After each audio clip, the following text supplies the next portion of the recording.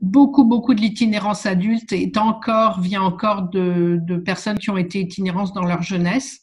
Et donc, si on insiste sur l'itinérance jeunesse, sur la réduction de l'itinérance jeunesse, on va réduire l'itinérance chronique adulte.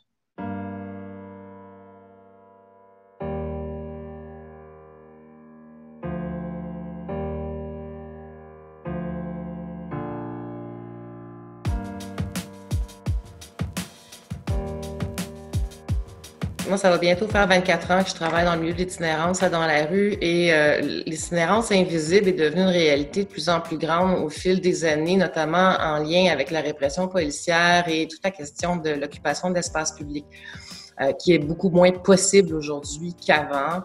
Les jeunes qu'on voit vraiment venir vers nous, c'est vraiment les jeunes qui sont très démunis, qui n'ont plus de réseau social, qui n'ont pas de réseau, qui n'ont pas pu se débrouiller autrement. C'est vraiment les jeunes en très grande précarité.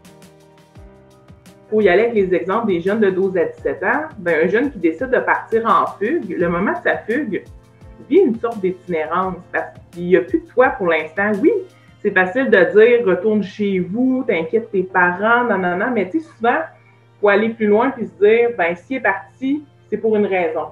Puis nous, c'est ça qu'on veut voir. Tu sais, comment qu'on peut l'aider là-dedans. Puis nous, on voit les jeunes en situation de fugue comme une situation d'itinérance jeunesse, mais aussi de l'errance. Nous autres, dans les auberges cœur, on voit beaucoup plus des gens qui proviennent de l'itinérance invisible. C'est pas des gens qui dorment dehors, là. C'est des gens qui arrivent chez nous parce qu'ils n'ont pas d'endroit où aller puis ils n'ont pas de revenus stables. Fait que l'accès au logement, c'est clairement un des besoins les plus compliqués à combler. Tu sais, l'année passée, on a eu un taux d'occupation là, de 99%. Là. Ça arrive jamais. Là, tu sais.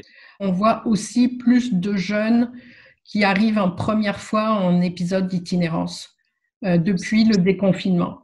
L'anxiété par rapport à l'avenir, le sentiment d'être stigmatisé, qui rajoute aussi beaucoup de difficultés de santé mentale. Et de consommation qui va avec, et l'un entraînant l'autre.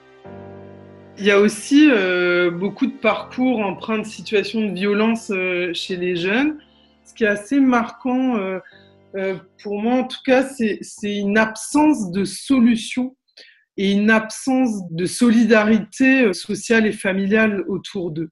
Et où l'État quand même brille par son absence de solution. Donc il y a des organismes communautaires qui prennent en main les choses et qui proposent des solutions adaptées aux jeunes.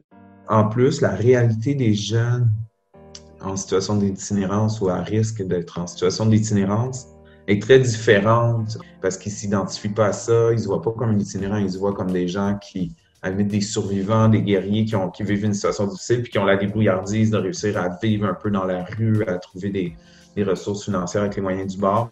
Donc, s'il n'y a pas des ressources spécialisées pour la réalité de ces jeunes-là, les réponses adressées peuvent rater la cible. Ce qui est propre à Mission Inclusion, c'est qu'on fait preuve d'une certaine audace à aller vers des ressources qui sont émergentes, qui sont plus petites, qui sont vraiment en contact au quotidien avec les personnes qui sont plus marginalisées, plus vulnérables. Comme tout le monde, ils ont droit à un logement, à des revenus, à une santé mentale. C'est plus d'un quart de la population itinérante, les jeunes.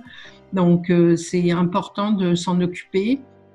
Moi, tous les jours que j'ai travaillé pour Dans la rue, j'ai été touchée d'une manière ou d'une autre. Mais je pourrais dire qu'un des moments où ça a été assez puissant, c'est quand on a ouvert nos appartements, donner 17 logements d'un coup à des jeunes et voir chacun de ces jeunes intégrer le logement avec le smile dans la face et l'éblouissement.